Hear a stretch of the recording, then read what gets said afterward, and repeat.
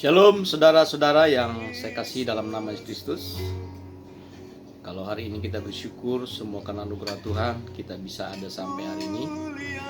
Sekalipun kita sedang memasuki pandemi COVID-19 dengan varian yang baru.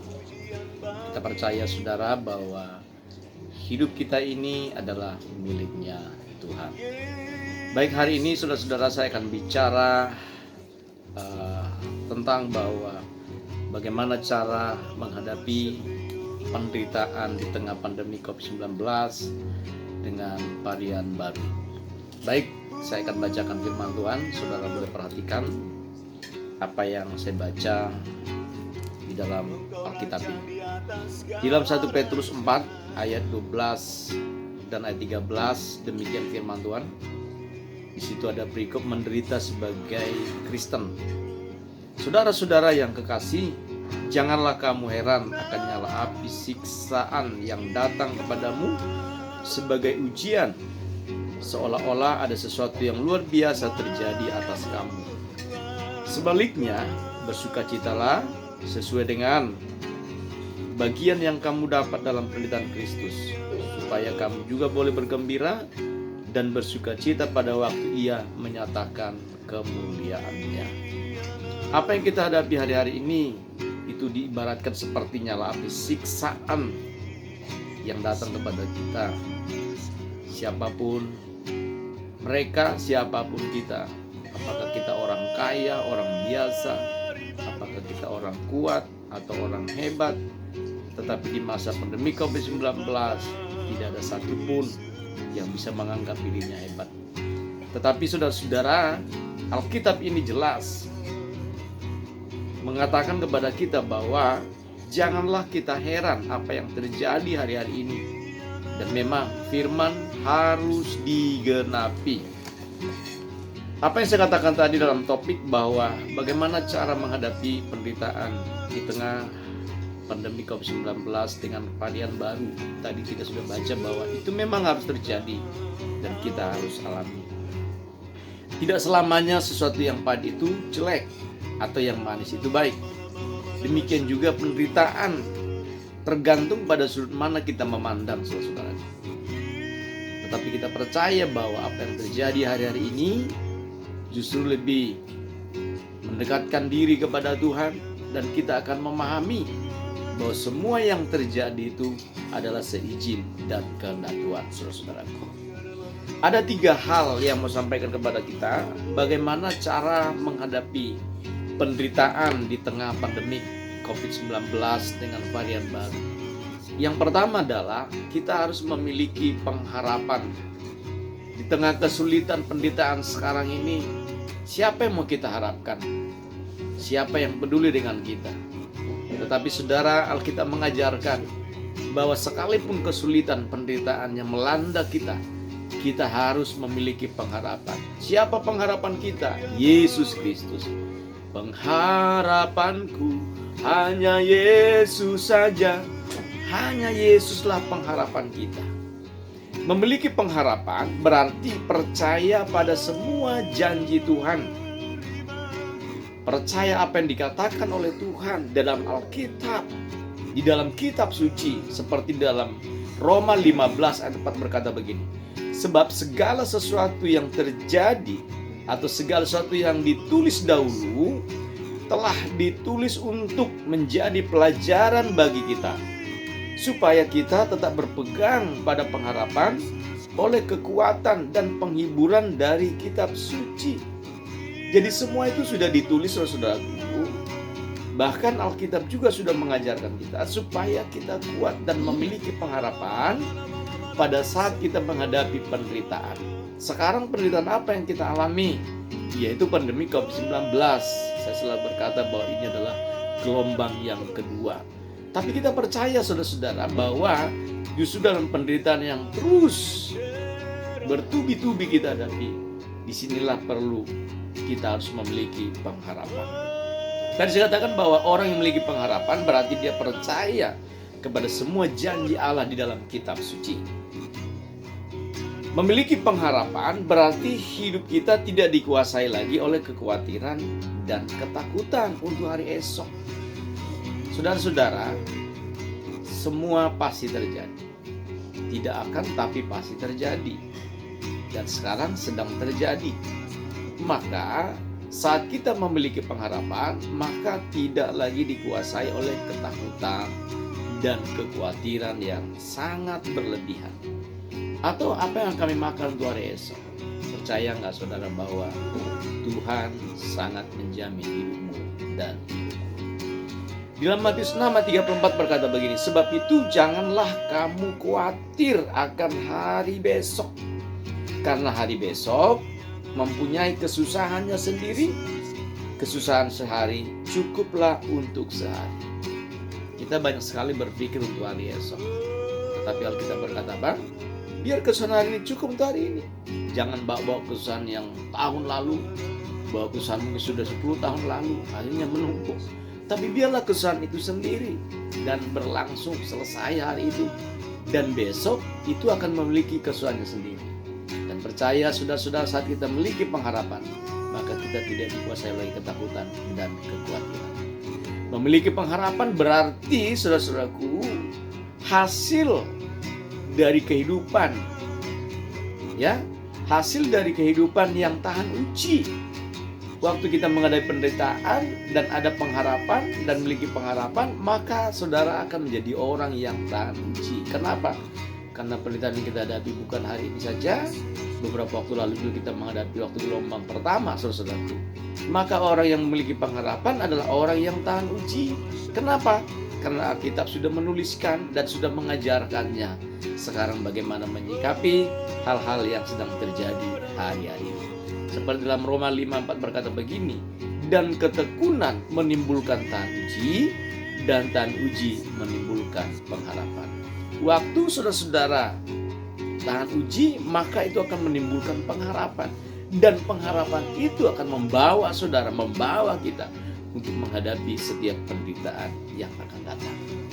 Jadi hal yang pertama untuk cara menghadapi penderitaan di tengah pandemi COVID-19 dengan varian baru adalah harus memiliki pengharapan. Yang kedua, saudara-saudaraku, kita harus memiliki sukacita. Mengapa kita harus memiliki sukacita?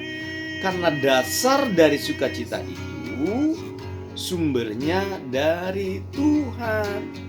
Jadi dasar dari sukacita orang Kristen itu adalah Tuhan. Jadi kita bersukacita bukan karena kita punya uang. Coba bayangkan, orang punya uang sebanyak berapapun, untuk apa uangnya? Dengan menghadapi COVID-19. Tetapi saudara-saudara, sukacita yang kita miliki ini datangnya dari Tuhan. Di dalam Filipi 4:4 berkata begini, bersukacitalah senantiasa dalam Tuhan. Sekali lagi kukatakan, bersukacitalah. Walau dalam kesulitan, tengah pandemi COVID-19 varian baru, kita harus tetap bersukacita. Kenapa? Karena sukacita kita ini adalah Tuhan. Sukacita dalam Tuhan itu dikerjakan oleh Roh Kudus, bukan karena dunia, bukan seolah-olah karena keindahan dunia. Tetapi sukacita yang kita miliki ini, Roh Kuduslah yang mengerjakan itu pada kita. Karena salah satu dari buah Roh Kudus adalah sukacita, saudara-saudara. Dalam Roma 14 ayat 17 berkata begini, sebab kerajaan Allah bukanlah soal makanan dan minuman, tetapi soal kebenaran, damai, sejahtera, dan sukacita oleh Roh Kudus. Jadi kerajaan Allah itu bukan bicara makanan, bukan bicara minuman, bukan bicara kebutuhan secara jasmani, tetapi kerajaan Allah itu adalah bicara tentang apa? Tentang damai, sejahtera, kebenaran, dan sukacita oleh Roh Kudus. Maka saudara-saudaraku, izinkan dirimu dipenuhi Roh Kudus supaya sukacita menghadapi pandemi COVID-19 itu terjadi bagi saudara. Yang percaya katakan amin. Orang yang bersukacita mampu menghadapi segala tantangan tanpa takut dan keluhan. Kita percaya bahwa ketika kita bersukacita, kita bisa menghadapi segala tantangan, ketakutan, kekhawatiran. Kita bisa melewati pandemi COVID-19. Bagi kita, tiap hari merupakan tantangan baru. Ya, bukan hal menjadi trauma, bukan menjadi hal hari ini menjadi hal yang stres, bukan saudaraku. Tetapi justru setiap hari itu merupakan tantangan baru. bagi kita tiap tantangan dan kesusahan adalah kesempatan untuk bertumbuh dan melihat kuasa Allah. Pandemi COVID-19, saudaraku, yang sedang terjadi dan melanda bukan hanya untuk Indonesia tapi bagi dunia. Tetapi kita diajarkan, saudaraku, justru inilah kesempatan bagi kita untuk terus bertumbuh lebih dewasa lagi, kesempatan bagi kita untuk melihat kuasa Allah yang dinyatakan bagi kita. Saudara-saudara yang saya kasihi, siapapun saudara, dimanapun saudara yang sedang menghadapi COVID-19 atau yang sedang terpapar positif COVID-19, saya berdoa saudara-saudaraku supaya saudara tetap diberikan kekuatan oleh Tuhan.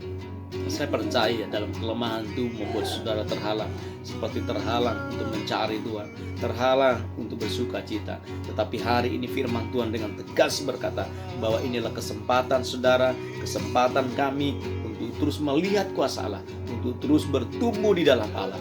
Dan saudara percayalah, terima mujizat, maka Tuhan akan menolong. Dan yang ketiga, saudara-saudaraku, bagaimana kita cara menghadapi penderitaan COVID-19 ya di tengah pandemi COVID-19. Yang ketiga adalah damai sejahtera. Damai sejahtera adalah benteng iman kita. Saya rindu saudara-saudara yang sedang mengalami COVID-19 miliki damai sejahtera. Kenapa? Karena damai sejahtera lah benteng iman kita. Tidak banyak orang, mungkin hari-hari ini banyak orang juga ya imannya mulai runtuh karena menghadapi COVID-19. Tetapi lewat firman Tuhan melalui YouTube ini, biarlah saudara-saudara dikuatkan oleh Tuhan.